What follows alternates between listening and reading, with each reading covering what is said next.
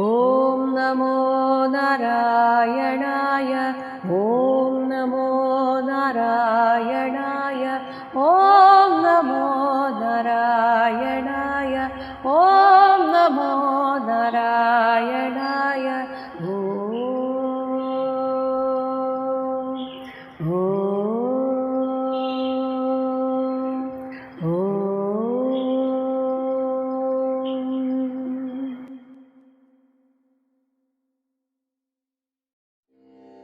ധ്രുവൻ തിരിച്ചു വരുന്നു എന്ന വാർത്തയെ തൻ്റെ അടുത്തു വന്ന് പറഞ്ഞ ആൾക്ക് രത്നഹാരമൊക്കെ സമർപ്പിച്ച ഉത്താനപാദ രാജാവ് ധ്രുവൻ കൊട്ടാരത്തിൽ എത്തുന്നതുവരെ കാത്തു നിൽക്കാനുള്ള ക്ഷമ ഇല്ലാഞ്ഞിട്ട് ഉടനെ തന്നെ ആ കാട്ടിൽ നിന്ന് വരുന്ന വഴിയിൽ എത്തി ധ്രുവനെ സ്വീകരിക്കാൻ പുറപ്പെടുകയാണ്.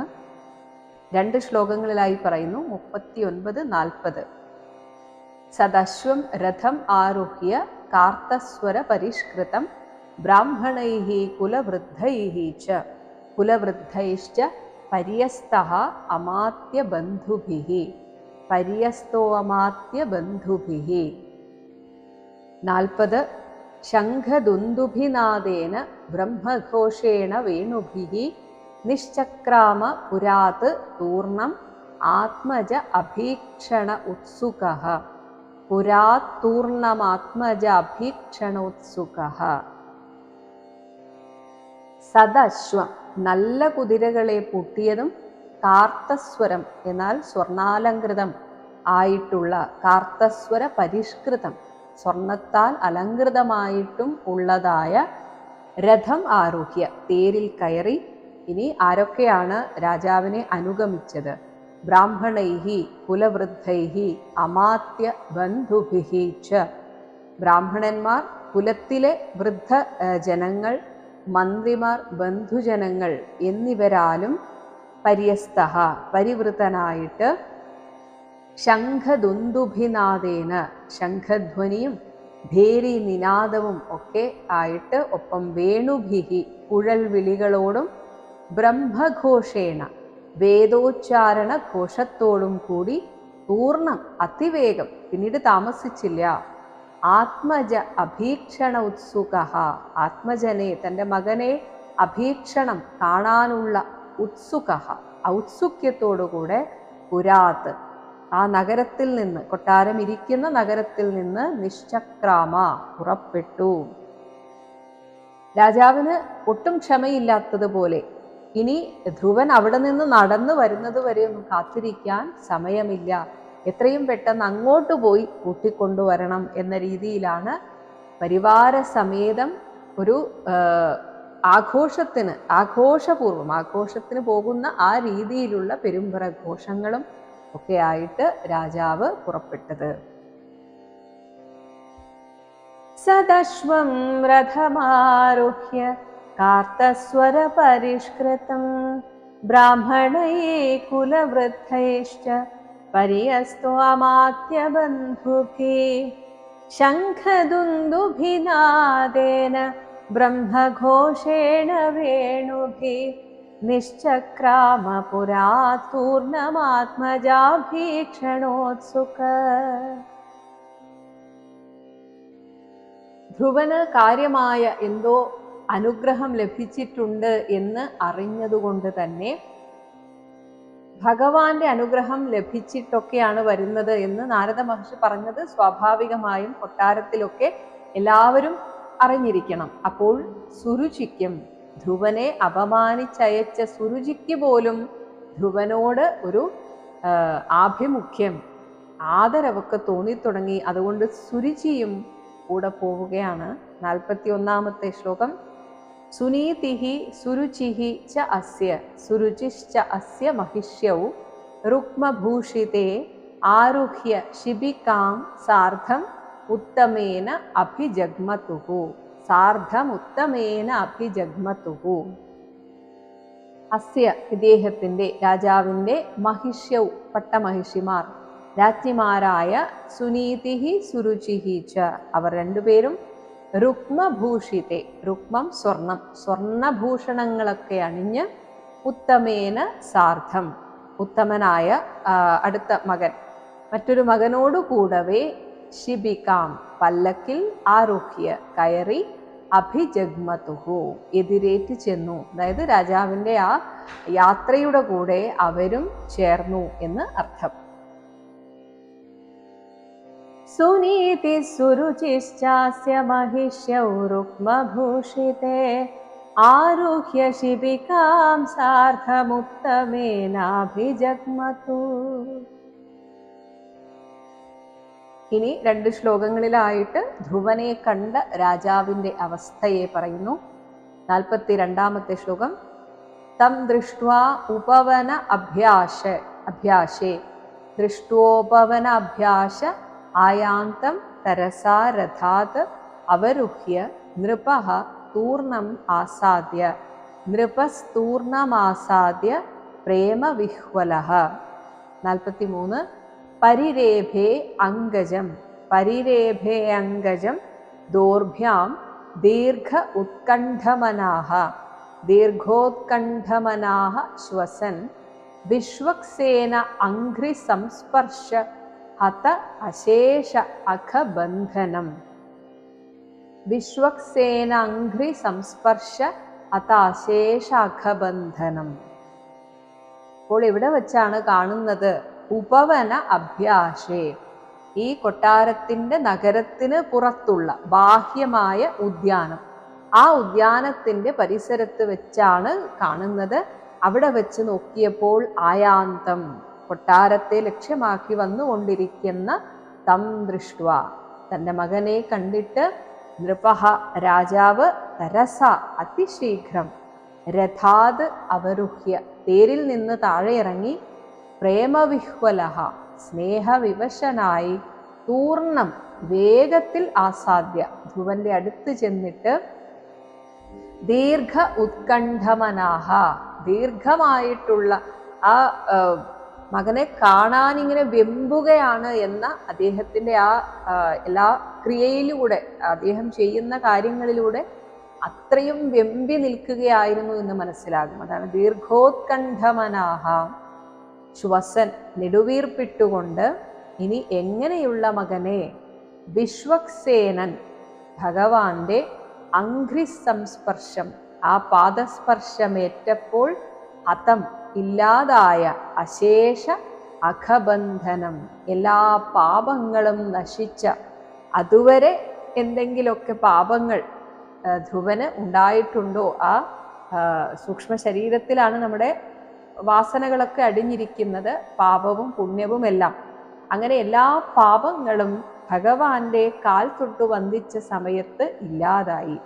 അങ്ങനെ എല്ലാ സമസ്ത പാപങ്ങളും നശിച്ചിരിക്കുന്ന തൻ്റെ അങ്കജം മകനെ ദോർഭ്യാം തൻ്റെ 2 കൈകൊണ്ടും രാജാവ് 2 കൈകൊണ്ടും പരിരേഭേ കെട്ടിപ്പിടിച്ചു.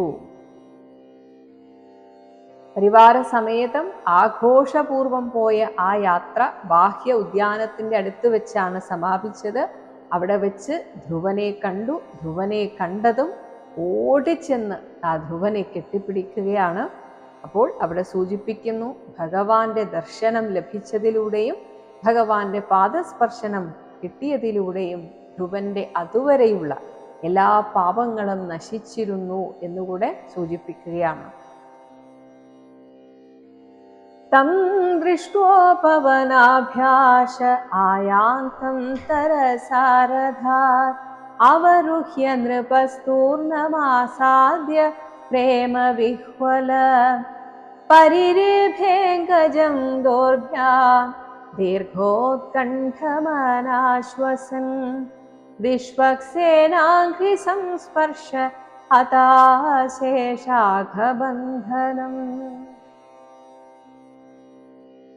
44-ാമത്തെ ശ്ലോകം. അഥ അജിഘ്രത് മുഹുഹു മൂർധനി അഥാജിഘ്രൻ മുഹുർമൂർധനി ശീതൈഃ നയനവാരിഭിഃ ശീതൈർനയനവാരിഭിഃ സ്നാപയാമാസ തനയം ജാതോദ്ദാമ മനോരഥഃ.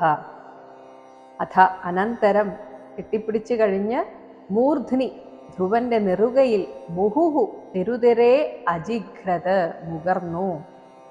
ഒപ്പം കുറേ നാളായിട്ട് ഉള്ളിൽ ഒരു കുറ്റബോധം ഉണ്ടായിരുന്നു ഉത്താനപാദന്. അതെല്ലാം തീർന്നു എന്നാണ്. അതാണ് ജാത ഉദ്ദാമ മനോരഥ. കുറച്ചു നാളായിട്ട് മനസ്സിൽ കരുതിയ സർവ മനോരഥങ്ങളും, ജാതം എന്നാൽ ഉണ്ടായ, ഉദ്ദാമ മനോരഥ എല്ലാം നിറവേറിയ അദ്ദേഹം ശീതൈഹി കുളിർത്ത നയനവാരിഭിഹി കണ്ണുനീരാൽ തനയം സ്നാപയാമാസ പുത്രനെ കുളിപ്പിച്ചു എന്ന് വെച്ചാൽ അദ്ദേഹത്തിന്റെ കണ്ണിൽ നിന്ന് ധാരധാരയായിട്ട് പല വികാരങ്ങളാണ്, സമ്മിശ്ര വികാരം. താൻ മകനോട് ചെയ്തു പോയതിനെ കുറിച്ചോർത്തുള്ള പശ്ചാത്താപമുണ്ട്. ഒപ്പം മകൻ യാതൊരു കേടുപാടും കൂടാതെ തിരിച്ചു വന്നതിൻ്റെ ആനന്ദാശ്രുക്കളും. ഇങ്ങനെയെല്ലാം കൂടെ ചേർന്ന ആ കണ്ണുനീരിനാൽ ധ്രുവനെ കുളിപ്പിച്ചു.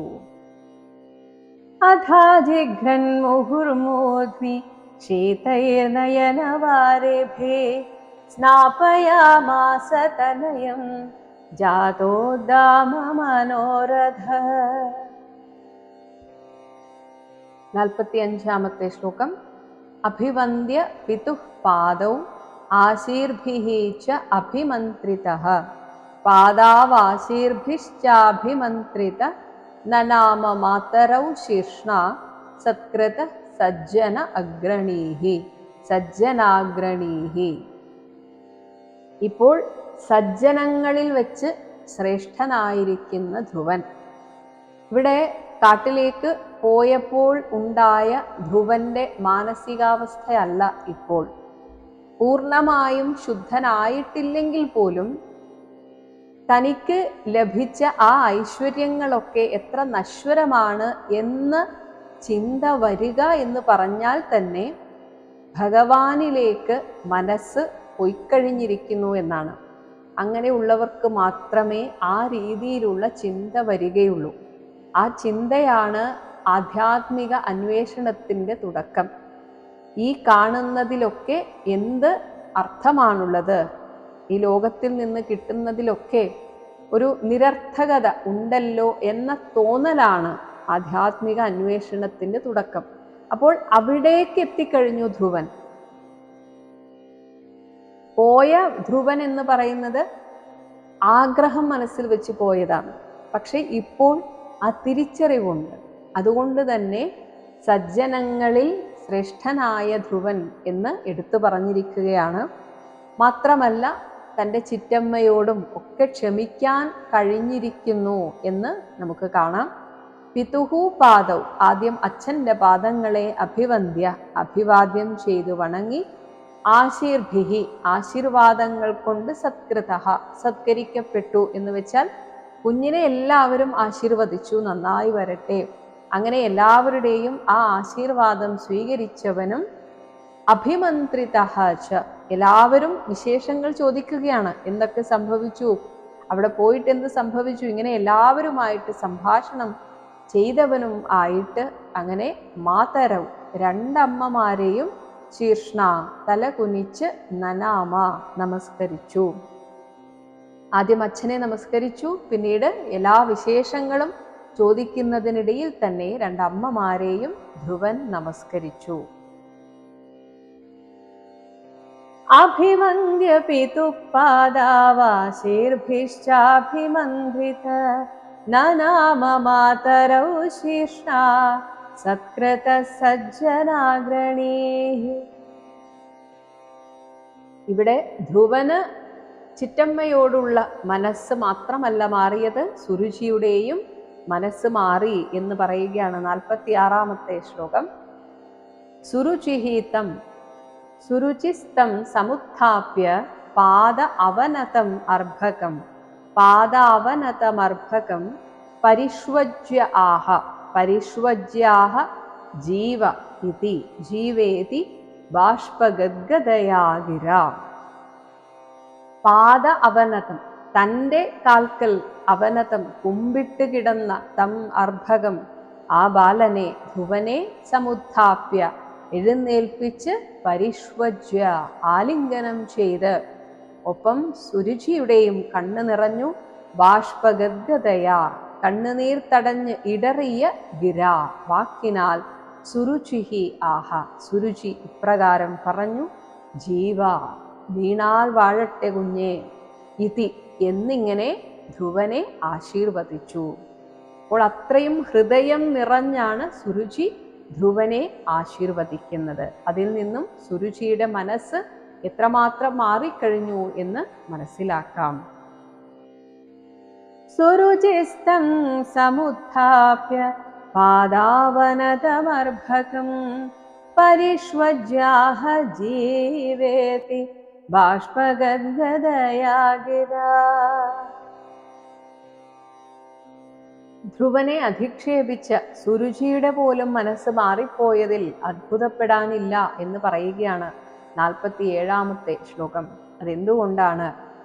യസ്യ പ്രസന്നോ ഭഗവാൻ ഗുണൈഹി മൈത്ര്യാദിഭിഹി ഹരിഹി, ഗുണൈർമൈത്ര്യാദിഭിർഹരിഹി തസ്മൈ നമന്തി ഭൂതാനി നിമ്നം ആപഹ നിമ്നമാപ ഇവ സ്വയം. ഭഗവാൻ സമസ്ത ഐശ്വര്യപൂർണൻ എന്നാണ് ഭഗവാൻ എന്ന വാക്കിന് തന്നെ അർത്ഥം. അങ്ങനെയുള്ള ഹരിഹി, ഭഗവാൻ ശ്രീഹരി, മൈത്ര്യാദിഭിഹി ഗുണൈഹി, സൗഹാർദ്ദം തുടങ്ങിയ ഗുണങ്ങളെ കൊണ്ട്. അപ്പോൾ ഭഗവാന്റെ അനുഗ്രഹം നമ്മിലേക്ക് എത്തുന്ന സമയത്ത് ഭഗവാനിലുള്ള ഗുണങ്ങളുടെ ഒരു അംശവും നമ്മിലേക്ക് എത്തുമെന്നാണ്. അതുകൊണ്ടാണ് ഭഗവത് അനുഗ്രഹം ശരിക്കും ലഭിച്ചവർ ഭഗവത് സമാനരായിട്ട്, അല്ലെങ്കിൽ ഭഗവാന്റെ എല്ലാ ഗുണഗണങ്ങളും ഉള്ളവരായി നമ്മൾ കാണുന്നത്. അപ്പോൾ ശരിക്കും നമുക്കൊരാളെ ആളുമായിട്ട് പരിചയപ്പെടണം. ദൂരെ നിന്ന് കണ്ടല്ല ആരെയും വിലയിരുത്തേണ്ടത്. ആളുകളെ പരിചയപ്പെട്ട് അവരുമായിട്ട് സംസാരിച്ച് കുറച്ച് നാള് ഇടപഴകണം. അങ്ങനെ ഇടപഴകുമ്പോൾ അവരുടെ സ്വഭാവം ശരിക്കും നമുക്ക് മനസ്സിലാകും. അങ്ങനെ നമുക്ക് അത്രയും ആകർഷണം ഒരു വ്യക്തിയോട്, ആകർഷണം എന്ന് വെച്ചാൽ അവരുടെ ആ സ്വഭാവ മഹിമ കൊണ്ടുള്ള ഒരു ആകർഷണം തോന്നുന്നുവെങ്കിൽ ഉറപ്പിച്ചുകൊള്ളുക, അവർ അത്രയും അനുഗ്രഹീതനായ വ്യക്തിയാണ്, ഭഗവാന്റെ അനുഗ്രഹം ശരിക്കും ലഭിച്ച വ്യക്തിയാണോ എന്ന് ഒരാളെ മനസ്സിലാക്കാൻ അയാളുടെ സ്വഭാവം നന്നായി മനസ്സിലാക്കിയാൽ മതി. അതിനടുത്തിടപഴകണം, ദൂരെ നിന്ന് നോക്കിയിട്ടല്ല നമ്മൾ ഒരാളെ അളക്കേണ്ടത്. അപ്പോൾ ഭഗവാന്റെ സൗഹാർദ്ദാദികളായ ഗുണങ്ങളെ കൊണ്ട് യസ്യ പ്രസന്നഃ, യാതൊരാളിൽ ഭഗവാൻ സംപ്രീതനാകുന്നുവോ തസ്മൈ, അയാളുടെ നേർക്ക്, നിമ്നം ആപഹ ഇവ, താണ ഇടത്തേക്കാണ്, നിമ്നം എന്നാൽ താണ സ്ഥലത്തേക്ക്, ആപഹ വെള്ളം എങ്ങനെയാണോ വളരെ എളുപ്പം അനായാസം പോകുന്നത്, ഇതേപോലെ ഭൂതാനി സർവജീവരാശികളും സ്വയം നമന്തി, സ്വാഭാവികമായി തല കുനിഞ്ഞു പോകുന്നു. അപ്പോൾ യഥാർത്ഥ മഹാത്മാക്കളെ ഇനി പുറമേക്ക് എന്ത് നിന്ദിച്ചാൽ പോലും അവരുടെ ഉള്ളിൻ്റെ ഉള്ളിൽ ഒരു ചെറിയ ആഭിമുഖ്യം മഹാത്മാക്കളുടെ നേർക്ക് ഉണ്ടാവും. അത് അത്രയും അജ്ഞാനികളായ മനുഷ്യർക്ക് പോലും ഉണ്ടാകും. വിശ്വാസികളുടെ കാര്യം പിന്നെ പറയേണ്ടതില്ല. അപ്പോൾ ഏതൊരാളിൻ്റെയും ശ്രദ്ധ, ആകർഷണം പിടിച്ചു പറ്റാൻ തക്ക സ്വഭാവ മഹിമയുള്ളവരായിത്തീരും ഭഗവാന്റെ അനുഗ്രഹം ശരിക്കും ലഭിച്ചവർ. യസ്യ പ്രസന്നോ ഭഗവാൻ ഗുണൈർമൈത്ര്യാദിഭിർഹരി തസ്മൈ നമന്തി ഭൂതാനി നിമ്നമാപ ഇവ സ്വയം. ധ്രുവൻ വരുന്ന സമയത്ത് സംശയിച്ചിരുന്നു, തനിക്ക് ഉത്തമനോടുള്ള മനോഭാവത്തിലൊന്നും ഒരു മാറ്റം വന്നിട്ടില്ലേ, ഉത്തമൻ രാജാവാകുന്നതൊക്കെ എനിക്ക് സഹിക്കാൻ പറ്റാത്തൊരവസ്ഥയിലായിരുന്നു, ആ ഒരു അവസ്ഥയ്ക്കൊന്നും എനിക്ക് മാറ്റം വന്നില്ലല്ലോ എന്നൊക്കെ സങ്കടപ്പെട്ട ധ്രുവനെ നമ്മൾ കണ്ടു. പക്ഷെ ശരിക്കും ധ്രുവന് മാറ്റം വന്നിട്ടുണ്ടായിരുന്നു എന്ന് കാണിക്കുകയാണ് 48-ാമത്തെ ശ്ലോകം. ഉത്തമഃ ച ഉത്തമശ്ച ധ്രുവഃ ച ഉഭൗ അന്യോന്യം ധ്രുവശ്ചോഭാവന്യോന്യം പ്രേമവിഹ്വലൗ അംഗസംഗാദ ഉത്പുളകൗ അസ്രൗഘം അംഗസംഗാദുത്പുളകാവസ്രൗഘം മുഹുഹു ഊഹതുഹു മുഹുരൂഹതുഹു. ഉത്തമഃ ധ്രുവഃ ച, അവർ രണ്ടുപേരും, ഉഭൗ രണ്ടുപേരും, പ്രേമവിഹ്വലൗ പ്രേമപരവശരായിട്ട് അന്യോന്യം തമ്മിൽ തമ്മിൽ അംഗസംഗാത് അടക്കി കെട്ടിപ്പിടിക്കുകയാണ്. അങ്ങനെ ശരീരം സ്പർശിച്ച സമയത്ത് ഉത്പുളകൗ സന്തോഷാധിക്യം കൊണ്ടുള്ള ആലിംഗനത്താൽ രോമാഞ്ചം പൂണ്ട്, മുഹുഹു അവരും തുടരെ തുടരെ, അസ്രൗഘം കണ്ണുനീർ, ഊഹതുഹു ഒഴുക്കാൻ തുടങ്ങി. ആ രണ്ട് സഹോദരങ്ങളും പരസ്പരം കെട്ടിപ്പിടിച്ച് സന്തോഷം പങ്കിട്ടു. ഉത്തമശ്ച ധ്രുവശ്ചോഭാവന്യോന്യം പ്രേമവിഹ്വലൗ അംഗസംഗാദുത്പുളകാവസ്രൗഘം മുഹുരൂഹതു. ഇനിയാണ് ധ്രുവന്റെ പെറ്റമ്മയായ സുനീതി എന്ത് ചെയ്തു എന്ന് പറയുന്നത്. 49ാമത്തെ ശ്ലോകം. സുനീതിഹി അസ്യ സുനീതിരസ്യ ജനനി പ്രാണേഭ്യഃ അപി പ്രാണേഭ്യോപി പ്രിയം സുതം ഉപഗുഹ്യ ജഹാവാധിം തദംഗസ്പർശ നിർവൃത. ഒരമ്മയ്ക്ക് ഇതിൽ പരം ഒരു സന്തോഷം വേറെ വരാനില്ല. കാരണം കൊട്ടാരത്തിൽ രാജാവിനാൽ അവഗണിക്കപ്പെട്ട് കഴിഞ്ഞിരുന്നവരായിരുന്നു സുനീതിയും മകനും. ആ അമ്മ പറഞ്ഞിട്ടാണ് എല്ലാറ്റിനും ഭഗവാൻ ഒരു വഴി കാണിച്ചു തരും എന്ന ആ അമ്മയുടെ ഉപദേശം കേട്ടിട്ടാണ് ധ്രുവൻ തപസ് ചെയ്യാൻ പോയത്. ആ തപസ്സിന്റെ ഫലം പ്രത്യക്ഷത്തിൽ കാണുകയാണ് സുനീതി. കാരണം ആരൊക്കെയാണോ അവഗണിച്ചത് അവർ ഇങ്ങോട്ട് വന്ന് സ്വീകരിക്കുന്ന അവസ്ഥയിലെത്തുക. അതുവരെ അവഗണിച്ചവരൊക്കെ കെട്ടിപ്പിടിച്ച് സന്തോഷം പങ്കിടുക, സ്നേഹം പങ്കിടുക. ഇതിൽ പരം ഒരു ആനന്ദം മറ്റൊന്നില്ല. സുനീതിക്കിനി ഒന്നും കിട്ടാനില്ല. അതുകൊണ്ട് തന്നെ അതുവരെ അനുഭവിച്ച എല്ലാ വേദനകളും ഒരു നിമിഷം കൊണ്ട് ഇല്ലാതാവുകയാണ്.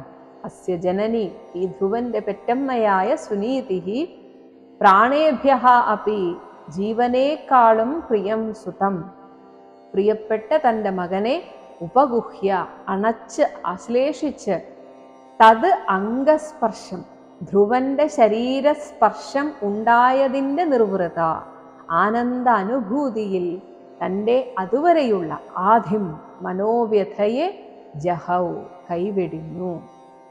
പലപ്പോഴും അങ്ങനെയാണ്. നമ്മൾ ഒരുപാട് കാലം എന്തെങ്കിലും ഒരു കാര്യത്തിൽ ദുഃഖിതരായിരുന്നു എങ്കിൽ പോലും പെട്ടെന്നൊരു സുപ്രഭാതത്തിൽ കാര്യങ്ങളെല്ലാം മാറി മറിയുമ്പോൾ പിന്നെ മുൻപ് അനുഭവിച്ച ആ വേദനയുടെ ഒരു അംശം പോലും നമ്മുടെ ഉള്ളിൽ ഉണ്ടാവുകയില്ല. മാത്രമല്ല, പിന്നീട് നമ്മൾ ആ വ്യഥയെക്കുറിച്ച് ഓർക്കുമ്പോൾ പോലും ഒരു സുഖകരമായ അനുഭൂതി തന്നെയാണ് ആ ദുഃഖാവസ്ഥയും നമുക്ക് സമ്മാനിക്കുക. കാരണം അന്ന് അങ്ങനെ കഷ്ടപ്പെട്ടത് കൊണ്ടാണ് ഈ സുഖം ഇത്ര സുഖമായിട്ട് തോന്നുന്നത്. ദാഹിച്ചു വലഞ്ഞിരിക്കുന്ന സമയത്ത് ഒരു ഗ്ലാസ് വെള്ളം കിട്ടുമ്പോഴാണ് വെള്ളത്തിന് ഇത്ര രുചിയോ എന്ന് മനസ്സിലാകുന്നത്.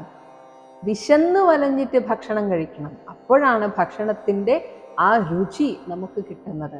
അതേസമയം എപ്പോഴും ഇങ്ങനെ വല്ലതുമൊക്കെ കുറിച്ചുകൊണ്ടേയിരിക്കുക, സമയത്തിന് നന്നായിട്ട് ഭക്ഷണം കഴിക്കുക, ശരിക്ക് ദഹനം നടക്കാതെ വീണ്ടും അടുത്ത ഭക്ഷണം കഴിക്കുക, അങ്ങനെ ആകുമ്പോൾ പിന്നീട് ഭക്ഷണം കാണുമ്പോഴേ കഴിക്കണമല്ലോ എന്ന ഒരവസ്ഥയൊക്കെ വരും. അതുപോലെയാണ് ഈ സുഖം എന്ന് പറയുന്നത്. എപ്പോഴും സുഖം തന്നെ ആയാലും നമുക്ക്, മുൻപ് ഞാൻ പറഞ്ഞു, നമുക്ക് അത്ര ഒരു രസം തോന്നുകയില്ല, ആ സുഖത്തിനൊരു സുഖം തോന്നുകയില്ല. അതേസമയം കുറേ കഷ്ടപ്പെട്ട് എന്നിട്ടൊരു സുഖം വരുമ്പോഴാണ് സുഖത്തിനൊരു സുഖം. സുനീതിരസ്യ ജനനീ പ്രാണേഭ്യോപി പ്രിയം സുതം ഉപഗുഹ്യ ജഹാവാധിം തദംഗസ്പർശ നിർവൃത. 50ാമത്തെ ശ്ലോകം. പയഃ സ്തനാഭ്യാം സുസ്രാവ നേത്രജൈഃ സലിലൈഃ ശിവൈഃ തദാഭിഷിച്യമാനാഭ്യാം വീര വീരസുവഹ വീരസുവോ മുഹുഹു. ഹേ വീര, ഇവിടെ വിതുരരെ വിളിക്കുകയാണ് മൈത്രേയ മഹർഷി. വീരസുവഹ, ഒരു ധീരനായ അല്ലെങ്കിൽ എല്ലാ യോഗ്യതയും ഉള്ള ഒരു മകന് ജന്മം കൊടുക്കാൻ സാധിച്ച ആ സുനീതി. ശരിക്കും ഓരോ അമ്മയുടെയും അച്ഛൻ്റെയും അഭിമാനം എന്ന് പറയുന്നത് മക്കൾ അവരുടെ നല്ല സ്വഭാവം കൊണ്ട് അംഗീകരിക്കപ്പെടുമ്പോഴാണ്. മറ്റുള്ള അംഗീകാരങ്ങളൊക്കെ തന്നെ അവർ പഠിച്ച് നേടുന്നതോ അല്ലെങ്കിൽ അവർക്ക് കിട്ടുന്ന കഴിവിലൂടെ ഒക്കെ നേടുന്നതായിരിക്കാം. പക്ഷേ ഒരു വ്യക്തി ആ ആളിൻ്റെ സ്വഭാവ മഹിമ കൊണ്ട് അല്ലെങ്കിൽ ഈശ്വരാനുഗ്രഹത്തെ നേടുക എന്നൊക്കെ പറയുന്നതാണ് ഒരച്ഛനും അമ്മയ്ക്കും കിട്ടാവുന്ന ഏറ്റവും വലിയ അഭിമാനവും സന്തോഷവും. അങ്ങനെ തൻ്റെ മകനെ വളർത്താൻ തനിക്ക് സാധിച്ചല്ലോ എന്നൊക്കെയുള്ള സന്തോഷം. അതുകൊണ്ട് തന്നെ നേത്രജൈഹി, കണ്ണുകളിൽ നിന്ന് വന്ന ശിവൈഹി, പരിപാവനമാണ് സുനീതിയുടെ ആ കണ്ണുനീർ. ശിവൈഹി സലിലൈഹി, കാരണം അത്രയും ശുദ്ധ ഹൃദയയായിരുന്നു സുനീതി. അതാണ് ധ്രുവന് ഉപദേശിച്ചു കൊടുത്തത്. ആരോടും ദേഷ്യം വെക്കരുത്, നീ നിന്റെ പ്രശ്നങ്ങളും പരിഭവങ്ങളും ഭഗവാനോട് മാത്രം പറയുക, മനുഷ്യരിൽ ദേഷ്യം വെക്കരുത് എന്നൊക്കെയാണ് ഉപദേശിച്ചു കൊടുത്തത്. അതുകൊണ്ട് തന്നെ അത്രയും ശുദ്ധ ഹൃദയയായ സുനീതിയുടെ കണ്ണുകളിൽ നിന്ന് വന്ന ആ ജലം പോലും പരിപാവനമായിരുന്നു. അതിനാൽ തഥാ, അപ്പോൾ അഭിഷിച്യമാനാഭ്യാം, ധ്രുവൻ ഇങ്ങനെ അഭിഷേകം ചെയ്യപ്പെടുകയാണ് ആ കണ്ണുനീരിനാൽ. മാത്രമല്ല ആ അമ്മയുടെ സ്തനാഭ്യാം, മുലകളിൽ നിന്ന് പയഹ മുഹുഹു, പാല് തുടരെ സുസ്രാവ ചുരന്നൊഴുകുകയാണ്. മകനോടുള്ള ആ സ്നേഹാധിക്യം കാരണം പാൽ ചുരന്നു അമ്മയ്ക്ക് എന്നാണ് പറയുന്നത്. പയസ്തനാഭ്യാം സുസ്രാവ നേത്രജൈ സലിലൈ ശിവൈ തദാഭിഷിച്യമാനാഭ്യാം വീരാ വീരസുവോ മുഹു. 51-ാമത്തെ ശ്ലോകം. താം ശശംസുഹു ജനാ ശശംസുർജനാ രാജ്ഞീം ദിഷ്ട്യാ തേ പുത്ര ആർത്തിഹ പ്രതിലബ്ധഃ ചിരം പ്രതിലബ്ധശ്ചിരം നഷ്ടോ നഷ്ടഃ രക്ഷിതാ മണ്ഡലം ഭുവഃ. അവിടെ കൂടിയ ആളുകളൊക്കെ ജനാഹ താം രാജ്ഞീം, രാജ്ഞിയെ ശശംസുഹു പുകഴ്ത്തി പറയുകയാണ്. ചിരം നഷ്ടഃ, കുറേ നാളായിട്ട് ഒരു അറിവുമില്ല, എവിടെ വെച്ചാണ് തപസ് ചെയ്യുന്നതെന്ന് ആരും അറിഞ്ഞിട്ടില്ല. നാരദ മഹർഷി ആ സ്ഥലത്തെ പറഞ്ഞു കൊടുത്തിട്ടില്ല. അങ്ങനെ ഏറിയ നാൾ കാണപ്പെടാതെ ഇരുന്ന തേ ആർത്തിഹ, ഭവതിയുടെ സന്താപനാശകനായ പുത്രഃ.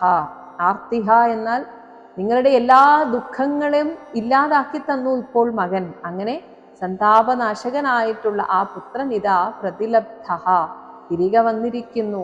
ദിഷ്ട്യ, ഭാഗ്യം തന്നെയല്ലേ. മാത്രമല്ല ഇവൻ ഭുവഃ മണ്ഡലം, ഈ ഭൂമണ്ഡലത്തെ തന്നെ ഭാവിയിൽ രക്ഷിക്കുന്നതാണ്. നമ്മളെല്ലാവരും സുനീതിയെ ആശംസിക്കുകയാണ്. എന്തൊരു മഹാഭാഗ്യമാണ് സുനീതിക്ക് ലഭിച്ചിരിക്കുന്നത്. എല്ലാ അർത്ഥത്തിലും മകൻ തിരിച്ചു വന്നു.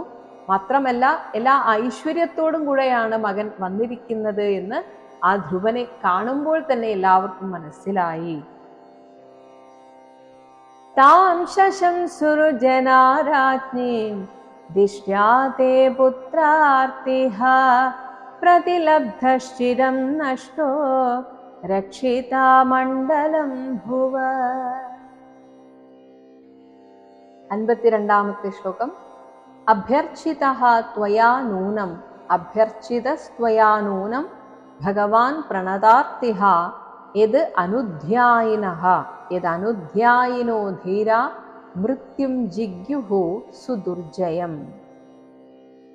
യദനുധ്യായിനഃ, യാതൊരു ഭഗവാനെ നിരന്തരം ധ്യാനിക്കുന്ന ധീരാഹ, ബുദ്ധി ഉറച്ചവർ, ദൃഢപ്രജ്ഞന്മാർ, സുദുർജയം, ജയിക്കാൻ വളരെയധികം പ്രയാസമുള്ള മൃത്യും ജിഗ്യുഹു, മൃത്യുദേവതയെ പോലും ജയിക്കുന്നുവോ അങ്ങനെയുള്ള പ്രണതാർത്തിഹ, ആശ്രയിക്കുന്നവരുടെ ദുഃഖത്തെ ഇല്ലാതാക്കുന്ന ആ ഭഗവാൻ സർവേശ്വരൻ ത്വയാ, അങ്ങയാലും, അതായത് സുനീതിയോട് പറയുകയാണ്, ദേവിയാലും നൂനം അഭ്യർച്ചിത, തീർച്ചയായും ആരാധിക്കപ്പെട്ടിരിക്കുന്നു.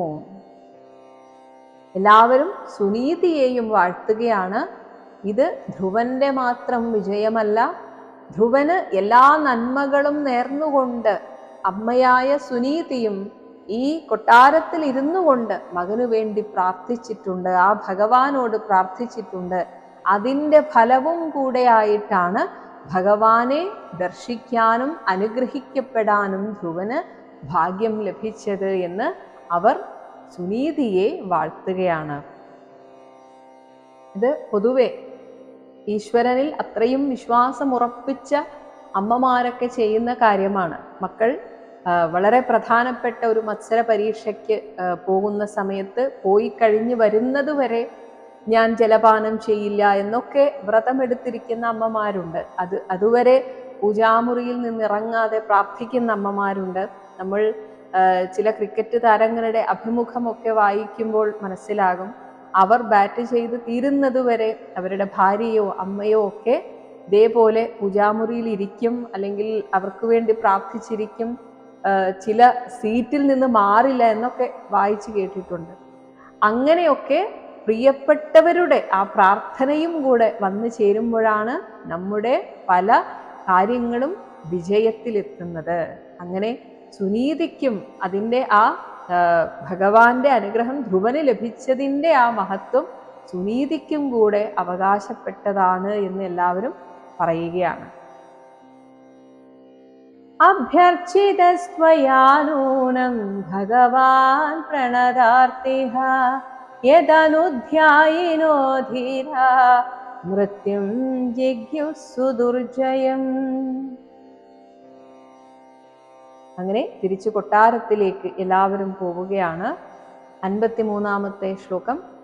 ലാള്യമാനം ജനൈഹി ഏവം ജനൈരേവം ധ്രുവം സഭ്രാതരം നൃപഃ ആരോപ്യ കരിണീം ഹൃഷ്ടഃ സ്തൂയമാനഃ അവിശത് സ്തൂയമാനോ അവിശത് പുരം.